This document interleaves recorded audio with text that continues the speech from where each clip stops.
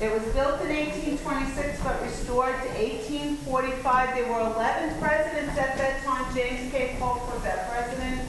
He's on the bottom. And you didn't have to come to school yet. You came to school only when you could, when your parents didn't need you at home on the farm. So it wasn't mandatory. So you came, sometimes it would be 5 children in school, sometimes 10, sometimes a full class. You never knew how many children would be in school. Children would be from 6 years old up until 14 or 15 years old. The younger students would sit in the front, the older ones in the back. The seats get bigger as they go back. And even though you didn't have to come to school, a school day was Monday to Friday, 9 o'clock in the morning until 5 o'clock at night. And Saturdays 9 to 12. All right. Okay. You see those buckets on those pegs there? Those are your lunch pails. And that bucket that's over, this bucket right here is a common drinking bucket. So the teacher would have to make sure she got fresh drinking water every day. She'd have to go to a nearby well or stream to get the water. Everyone would have a slate board and a slate pencil. Get it at the general store. Okay, so slate on slate, you can use both sides and use it over and over again. This is how you would carry your books to school. Probably didn't have this many though. Sometimes you would use books from home, depending on the area. And this is your pen from that time. It's called a quill. It's from a goose or a larger bird. And it soaks for about a half hour. It's cut with a pen knife, which is a little tiny knife, a slant and a slit down the center. It's hollow like a straw inside, so that'll draw the ink up inside just a little bit though. You could only write a letter or two at a time. You had to be really careful, otherwise your whole paper would get ruined. So you'd dip your pen in, tap it off, you could write a letter or two at a time. You didn't want to ruin your paper, so you'd have a sander, looks like a salt shaker, and you'd sprinkle a little bit of fine sand on your paper so that would absorb any excess ink. Children didn't come to school, as I said, all the time, so it varied from day to day how many children would be in school. There would be all different ages. Sometimes children didn't start at 6 years old. They might start when they were 8 or 9 years old.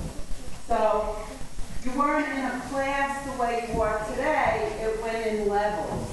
It went up to 4 levels. And what would happen is the teacher would have 3 or 4 different lessons going on at one time.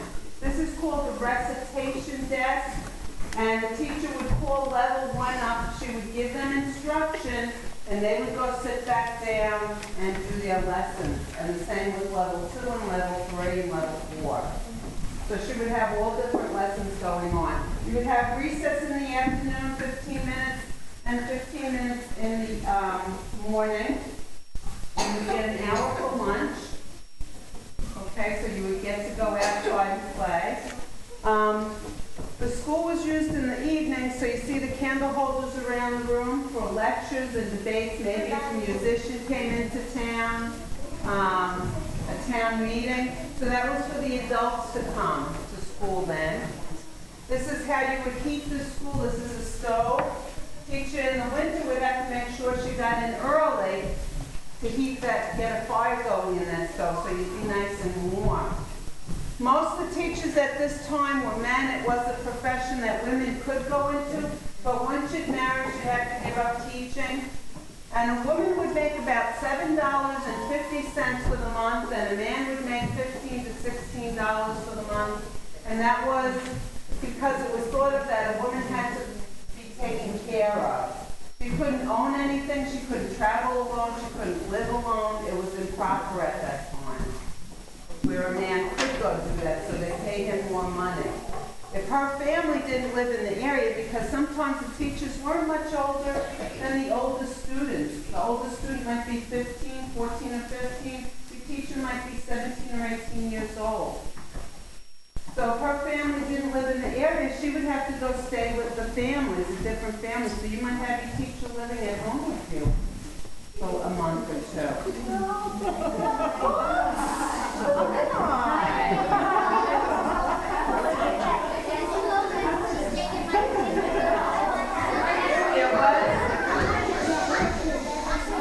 There was tuition. It was $1.25 for the year to learn reading and writing, 25 cents extra for arithmetic, and if a family could not afford that, they would have to go before the whole town and say they couldn't afford to pay that. Usually people didn't want to do that, so that's why sometimes the children didn't start school until they were older.